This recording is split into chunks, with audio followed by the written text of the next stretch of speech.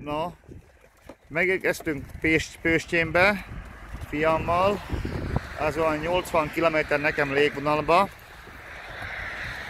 Most fogjuk engedni a galambokot, kicsit esik eső.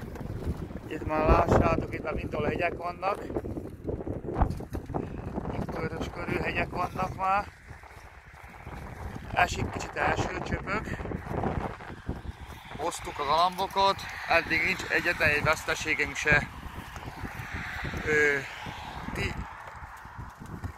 27-én lesz az első verseny.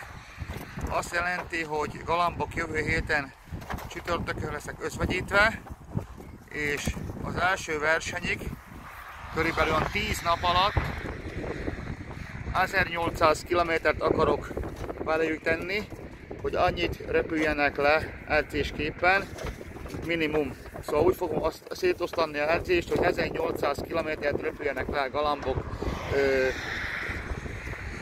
10-12 nap alatt. Sorba szépen összesen.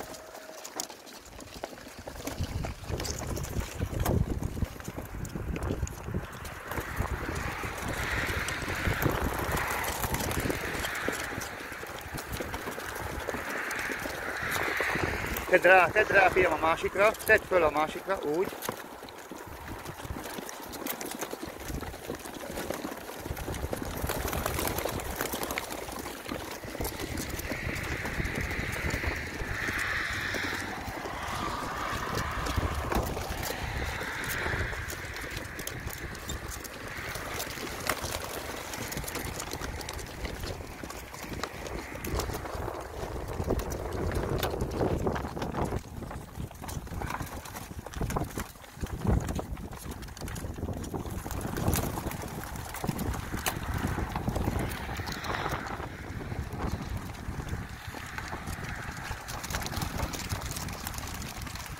Következő.